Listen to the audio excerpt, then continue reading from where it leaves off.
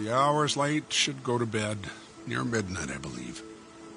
But memories keep me wide awake this snowy Christmas Eve. Yes, memories of my kids moved on. Each has their separate life. And how the holidays have changed since angels took my wife. The toys, the food, the Christmas cheer, my wife would bear the load. 'Cause I work most holidays, state trooper on the road. Just sitting in my easy chair, so many years retired, I reminisce of times gone by and all that has transpired. Of all the many happenings that seem to come to light, a multitude of them occurred right on this very night. A drunken woman in a wreck who died on Christmas Eve leaves memories of a tragic case most people can't believe. I had to drive to where she lived to tell her next of kin. Found the rundown mobile home she had been living in.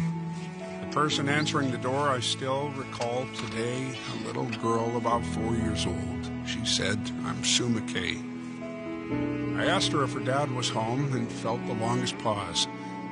She said, "My daddy ran away. You must be Santa Claus. My mommy said you'd come tonight if I just stayed in bed and bring a pretty doll for me. It's what my mommy said."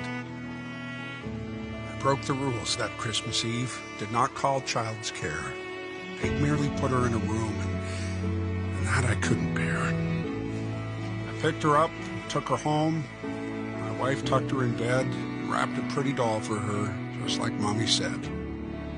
Adopted by a loving home, and soon they moved away. I won't forget that Christmas Eve and little Sue McKay. Another bitter Christmas Eve, a blizzard to behold, and had left a family in a ditch, just trapped there in the cold. By grace of God, I spotted them, all cold and gaunt with fright, drove them to a motel room to safely spend the night. One Christmas Eve, a homeless man, shivering and wet, was trying hard to get a ride I'm sure he'd never get. I picked him up and drove him to a diner on the hill to warm his bones, left him with a $5 bill. Strange how when you're all alone, what memories you recall. Think of everything you've done, and was it worth it all? Think about my God, my job, my children, and my wife. Would I do it all the same? Could I relive my life?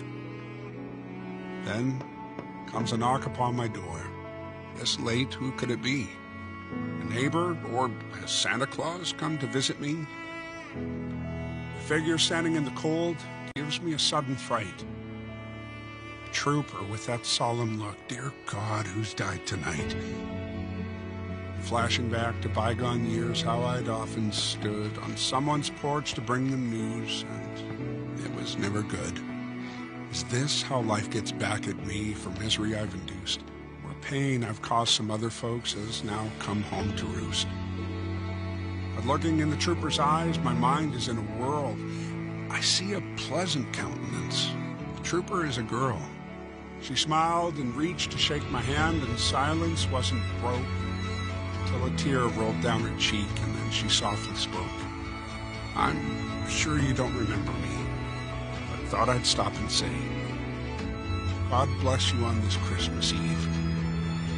I'm Trooper Sue McKay."